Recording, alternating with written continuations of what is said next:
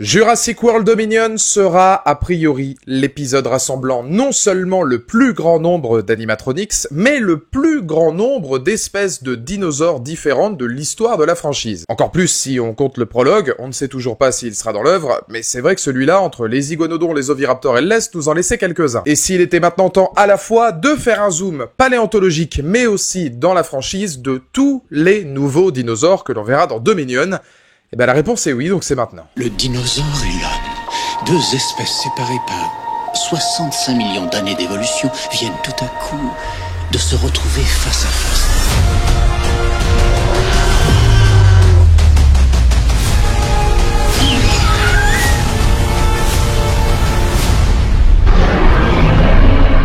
Comment serait-il possible d'avoir la plus petite idée de ce qui va se passer ?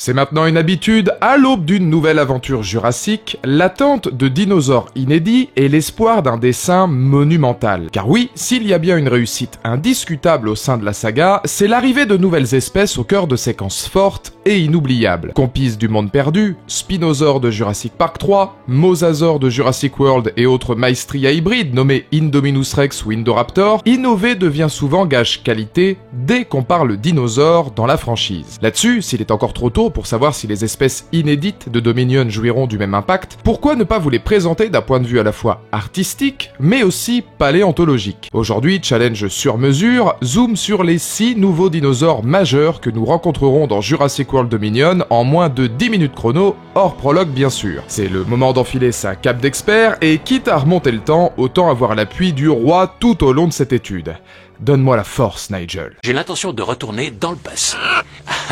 Et de retrouver tes ancêtres. Pyroraptor Olympius, ou voleur de feu de l'Olympe pour les intimes, est l'une des attractions de cet ultime volet de la saga. Découvert en France et vivant il y a entre 83 et 65 millions d'années, ce petit dinosaure de 60 cm de haut pour 1,60 m de long, d'un poids d'environ 30 kg, appartient à la famille des Dromaeosauridae, soit la même que ses cousins comme Velociraptor ou encore Deinonychus. Sa morphologie laissant imaginer qu'à l'instar de ses congénères, il possédait excellentes pointes de vitesse de course et chassait la plupart du temps en meute. Si l'on ne sait que peu de choses sur lui, une question Jurassic Worldienne est toutefois venue alimenter la toile.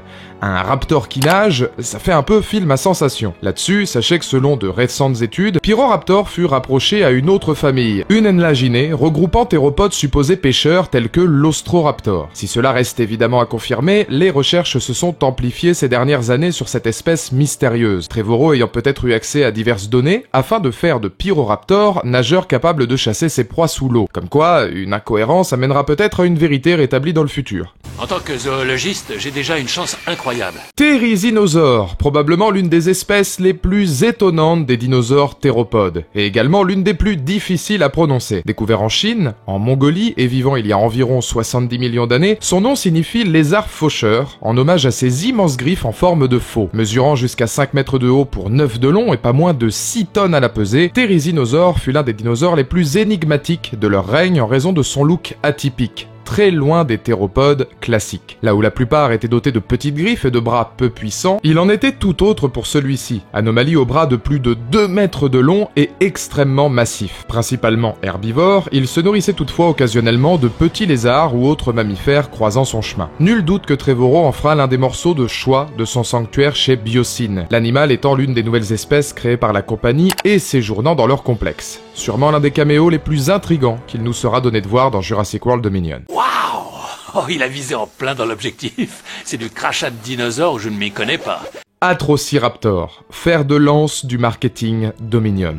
En effet, maintes fois présentée lors de ces bandes annonces, cette espèce est, pour le coup, l'une des plus méconnues des chercheurs, mais l'une des plus présentées lors des spots publicitaires. De la famille des Dromaeosauridae, cette branche fut découverte à Alberta, au Canada, par Philip John Currie en 2004. Quelques années de recherche plus tard, Gregory S. Paul évaluera sa taille à 2 mètres de long pour une masse de 15 kg, soit bien loin des Atrociraptors présentés dans le film, à l'instar de ce qu'étaient les Vélociraptors de Jurassic Park. Si nous ne connaissons principalement d'eux qu'un fossile d'une de leurs mâchoires, il se trouve qu'en ce qui concerne le long métrage, une multitude de données fictives furent dévoilées aux spectateurs. Entraînée à tuer à l'odeur et via la pointe d'un rayon laser, cette meute d'Atrociraptor composée de Ghost Tiger, Red et Panthera fut génétiquement modifiée pour la vitesse. Selon certaines rumeurs, elle aurait également été conçue via l'ADN des raptors d'Isla Sorna dans le monde perdu, expliquant leur vive couleur rappelant ces créatures. Légèrement plus grands que les vélociraptors, ils sont donc héritage des projets Hybris de Vic Hoskins et Indoraptor d'Eli Mills, cette fois lâchés sur le continent. La question est, pourquoi? Eh bien, messieurs dames, nous le découvrirons bien assez vite. Il n'est plus question d'attendre.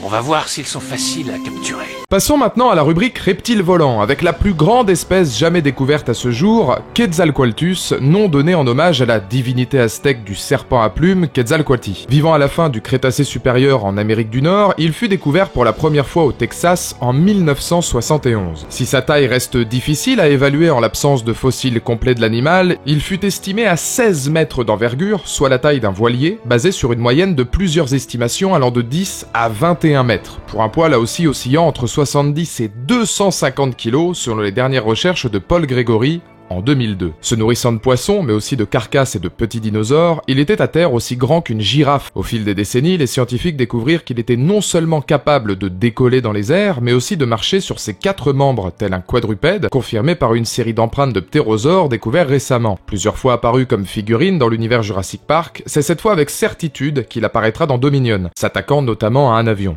Je vous laisse du fait avec un extrait du prologue, sachant que les espèces de moustiques au pied de l'animal sont en réalité des ptéranodons.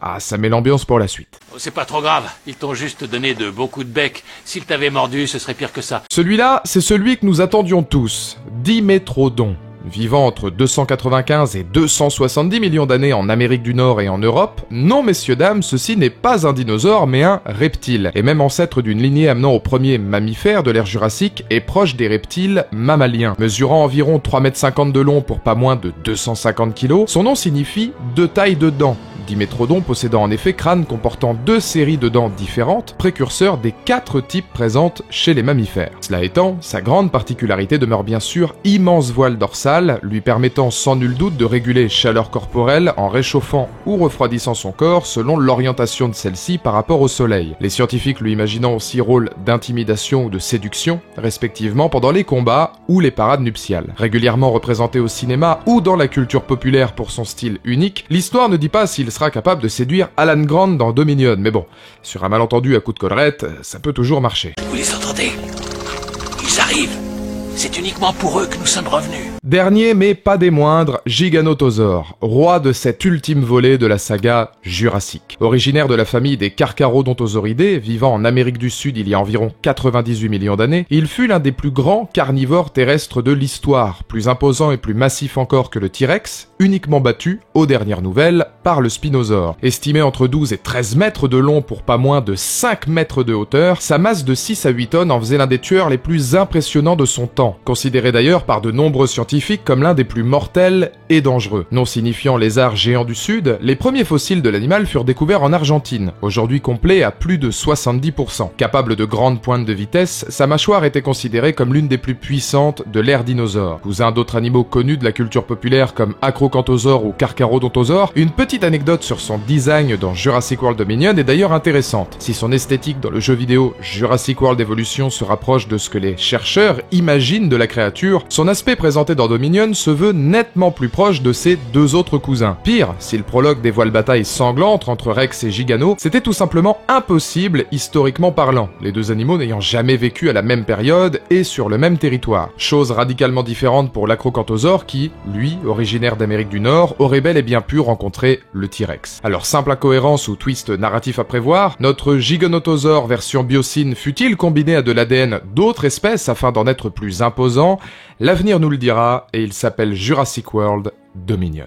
Voilà donc pour ce petit récapitulatif qui, peut-être pour certains d'entre vous, pourront être intéressants non seulement dans l'histoire, la paléontologie, la préhistoire, et puis évidemment tout ce qui va s'en suivre par rapport à Jurassic World, toutes les expériences qu'il va pouvoir y avoir. N'hésitez pas dans les commentaires ci-dessous à me donner comme d'habitude votre point de vue si ce genre de vidéo vous intéresse. Je vous laisse avec le dernier indice de la toute dernière vidéo qui sortira donc le 1er juin, une semaine avant Dominion.